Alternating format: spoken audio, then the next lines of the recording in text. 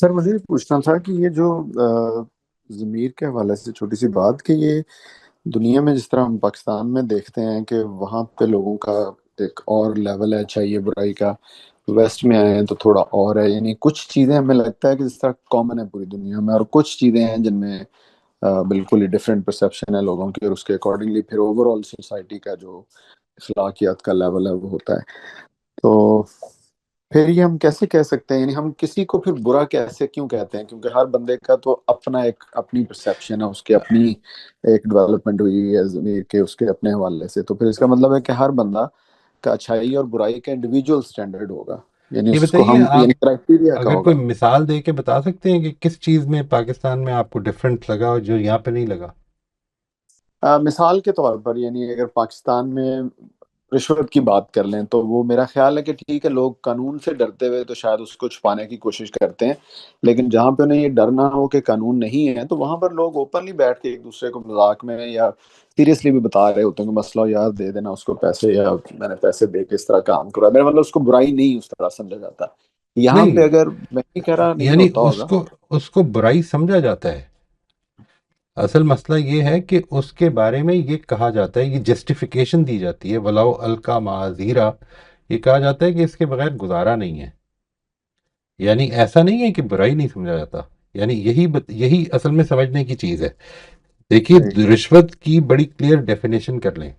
رشوت جس ہاں کو جی. قرآن مجید نے کہا ہے وہ یہ ہے کہ میں اتھارٹی کو اپروچ کروں اور میں یہ کہوں کہ یہ جو میرا حق نہیں ہے یہ مجھے دے دو اور یہ پیسے لے لو. صحیح. یہ ہے جس کو قرآن نے رشوت کہا ہے.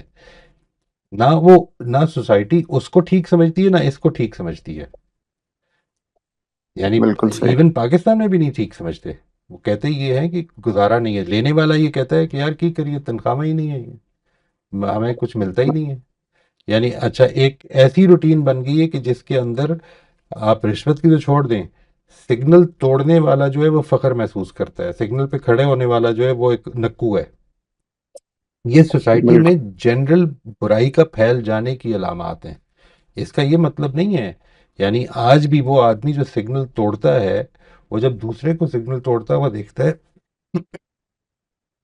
تو بالکل صحیح. یہ کہتا ہے کہ یہ غلط کر رہا بالکل صحیح. ہے. تو اس بالکل کو ٹھیک دیکھنا ہو ہے گیا. آپ نے کہ کیا چیز ہے جس کو کہ مثال کے طور پر ہماری سوسائٹی جو ہے غلط کر رہی ہے اور ٹھیک سمجھتی ہے. نہیں، ایکسکیوزز دینا ایک اور چیز ہے. وہ تو قرآن نے کہہ دیا نا کہ ولاؤ القا معاذیرہ. ٹھیک سمجھنا، ہم سمجھتے ہیں کہ یار رشوت دینی چاہیے، یار یہ کیا ویسٹ میں یہ کیا ہو رہا ہے، یار رشوت ہی کوئی نہیں لیتا اور یہ باتیں ہو رہی ہیں. نہیں، ایسا تو کچھ نہیں ہو رہا. ہم یہ صحیح. سمجھتے ہیں کہ یہ غلط ہے، لیکن ہم یہ کہتے ہیں ٹھیک ہے یار، کیا کریں، اب اسی سوسائٹی میں رہنا ہے، کیا کریں، لیٹس بی پریکٹیکل. یہ ہم نے ایک فریز بنایا ہوا ہے اس چیز کے لیے کہ غلط کام کرنا ہے، بس ٹھیک ہے کرنا ہے یار، لیٹس بی پریکٹیکل، وہ تو کرنا ہی پڑے گا.